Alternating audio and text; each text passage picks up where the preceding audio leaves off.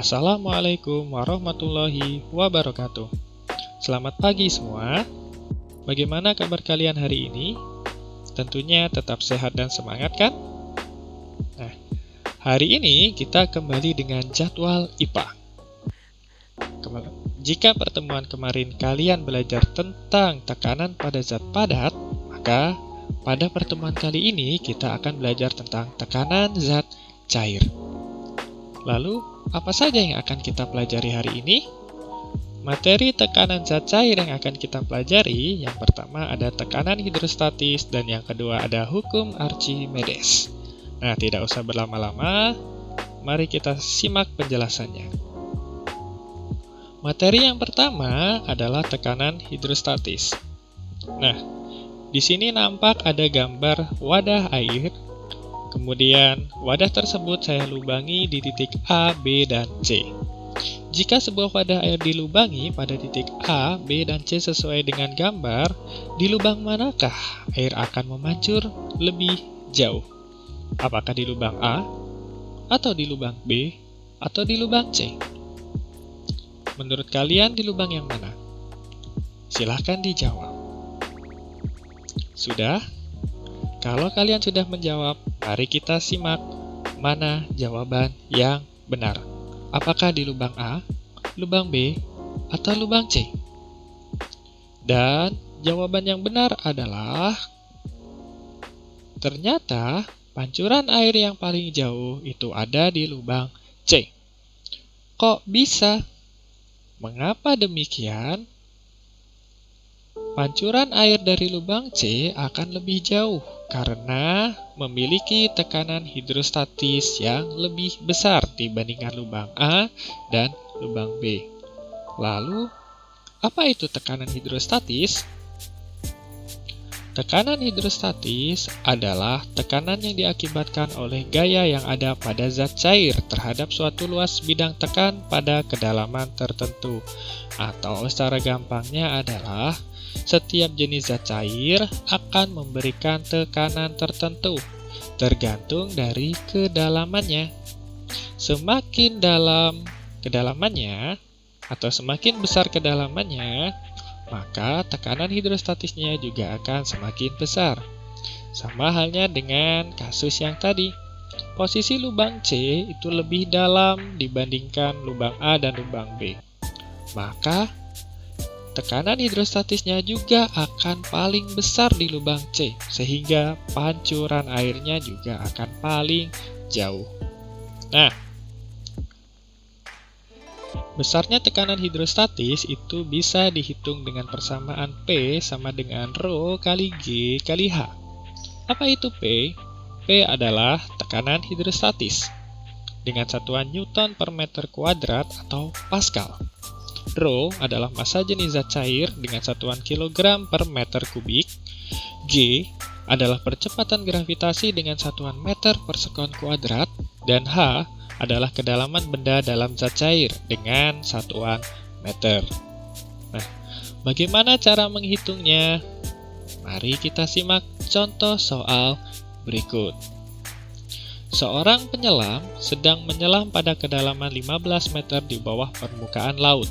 Jika besar massa jenis air laut adalah 1030 kg per meter kubik dan kecepatan gravitasi bumi adalah 9,8 meter per sekon kuadrat, maka besarnya tekanan hidrostatis yang diterima tubuh penyelam tersebut adalah... Mari kita cek satu persatu. Nah, dari soal diketahui massa jenisnya adalah 1030 kg per meter kubik. Kedalaman penyelam adalah 15 meter dan gravitasinya 9,8 meter per sekon kuadrat. Kemudian yang ditanya soal adalah tekanan hidrostatis atau besarnya tekanan hidrostatis itu berapa? Nah, untuk menghitung tekanan hidrostatis, kita harus ingat bahwa rumusnya adalah P sama dengan Rho kali G kali H. Nah, tinggal kita masukkan satu persatu. Rho atau massa jenis besarnya 1030. G atau gravitasi besarnya adalah 9,8. Dan H atau kedalaman besarnya adalah 15. Jadi tinggal kita masukkan, hasilnya adalah P sama dengan 1030 kali 9,8 kali 15. Dengan hasilnya adalah P sama dengan 151.410 Pascal. Atau bisa kita sederhanakan menjadi P sama dengan 151,410 kilo Pascal. Jadi besarnya tekanan hidrostatis yang diterima tubuh penyelam tersebut adalah 151,41 atau 410 kilo Pascal. Jadi kurang lebih seperti itu cara menggunakan atau cara menghitung besarnya tekanan hidrostatis. Nah, kemudian tekanan hidrostatis ini sebenarnya gampang atau mudah kita temui di kehidupan sehari-hari.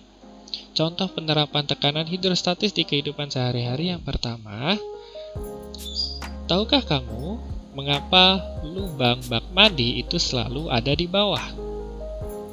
Nah, lubang bak mandi diletakkan di bawah itu karena memanfaatkan konsep dari hukum atau tekanan hidrostatis, di mana tekanan hidrostatis zat cair yang ada di bagian paling bawah memiliki tekanan yang paling besar, sehingga ketika nanti kita ingin menguras maka pancuran airnya lebih kencang, sehingga kita bisa menghemat waktu untuk menguras bak mandi.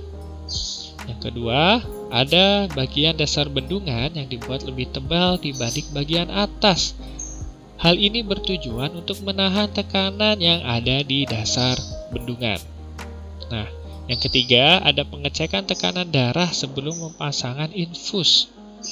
Untuk apa? Agar infus bisa mengalir, tekanan darah harus lebih rendah dari tekanan infus. Dan yang terakhir adalah, kalau kalian berenang dan menyelam, semakin dalam kalian menyelam, maka kalian akan merasakan sakit di telinga kalian. Hal ini disebabkan oleh adanya tekanan hidrostatis yang semakin membesar seiring dengan kedalaman kalian menyelam. Nah, itu beberapa contoh dari tekanan hidrostatis yang ada di kehidupan sehari-hari. Selanjutnya, materi kedua adalah hukum Archimedes. Nah, perhatikan video di samping. Pada video ini, terdapat batu bata yang akan diukur di udara dan diukur di dalam air. Nah, ketika diukur di udara, berat dari batu bata tersebut adalah 49 Newton. Dan ketika diukur di dalam air, beratnya hanya menjadi 24,5 Newton. Nah, bagaimana berat batu bata tersebut ketika ditimbang di udara dan di air? Sama berat atau berbeda? Dari sini kita tahu bahwa beratnya berbeda ketika diukur di udara dan diukur di air. Mengapa demikian? Hal ini disebabkan karena air memiliki gaya angkat yang arahnya ke atas, yang berlawanan dengan arah gaya berat atau gravitasi, sehingga membuat benda lebih ringan jika diukur di dalam air. Nah, hal ini menginspirasi Archimedes. Kemudian dia membuat sebuah hukum Archimedes yang berbunyi, ternyata jika benda dicelupkan, baik itu sebagian atau seluruhnya, ke dalam zat cair, maka benda itu akan mendapat gaya ke atas atau gaya apung sebesar berat zat cair tersebut. Jadi ketika ada benda dimasukkan ke dalam zat cair, maka air itu akan memberikan gaya ke atas kepada benda tersebut. Nah, besarnya gaya apung atau gaya angkat atau gaya ke atas sama saja ya. Itu dapat dihitung dengan persamaan berikut. Persamaan pertama adalah FA sama dengan WU dikurangi WA. Apa itu FA? FA adalah gaya apung, WU adalah berat benda ketika diukur di udara, dan WA adalah berat benda ketika diukur di dalam air. Adapun persamaan kedua dari gaya apung adalah Fa sama dengan Rho kali G kali Vb. Fa adalah gaya apung, Rho adalah massa jenis zat cair, G adalah percepatan gravitasi, dan Vb adalah volume benda yang tercelup. Nah, jadi di sini ada dua rumus atau dua persamaan yang bisa kita gunakan untuk menghitung besarnya gaya apung yang dialami benda. Nah, bagaimana cara menghitungnya? Mari kita simak contoh soal berikut ini. Sebuah kapal selam memiliki volume 150 meter kubik pada posisi menyelam di kedalaman laut. Jika massa jenis air laut adalah 1030 kg per meter kubik dan percepatan gravitasi bumi adalah 10 meter per sekon kuadrat, maka besarnya gaya apung atau gaya angkat air laut adalah... Nah, kita harus cari dulu apa saja yang diketahui. Dari soal kita mengetahui bahwa volume bendanya adalah 150 meter kubik. Kemudian massa jenisnya atau massa jenis zat cair adalah 1030 kg per meter kubik dan gravitasinya adalah 10 meter per sekon kuadrat. Adapun yang ditanya oleh soal itu besarnya gaya apung atau gaya angkat air laut, atau simbolnya kita gunakan Fa. Berapa besar Fa? Nah, besarnya Fa, kalau kita ingat tadi, bisa dihitung menggunakan rumus Fa sama dengan Rho kali G kali Vb. Nah, kemudian kita cek satu-satu apakah Rho-nya sudah diketahui, apakah G-nya sudah diketahui, dan apakah Vb-nya sudah diketahui. Jika semuanya sudah diketahui, kita tinggal masukkan ke dalam rumus. Rho-nya adalah 1030 kg per meter kubik, G-nya adalah 10 meter per sekon kuadrat, dan Vb-nya adalah 150 meter kubik. Nah, jadi Fa sama dengan Rho kali G kali Vb akan menjadi Fa sama dengan 1030 kali 10 kali 150. Nah, sehingga dihasilkan besarnya gaya apungnya adalah 1.545.000 Newton, atau bisa kita sederhanakan menjadi 1545 kilo Newton. Seperti itu cara penggunaan rumus dari hukum Archimedes. Nah, akibat hukum Archimedes ini, atau karena adanya gaya angkat, gaya apung atau gaya Archimedes sama saja, maka posisi benda di dalam zat cair dibedakan menjadi 3, yakni terapung, melayang, dan tenggelam. Nah, terapung itu posisi benda ketika ada di permukaan zat cair. Hal ini terjadi apabila gaya angkatnya atau gaya apungnya lebih besar daripada berat benda, atau massa jenis dari zat cair lebih besar dibandingkan massa jenis benda. Posisi kedua yakni melayang. Posisi melayang itu benda berada di tengah-tengah, tidak di dasar dan juga tidak di permukaan.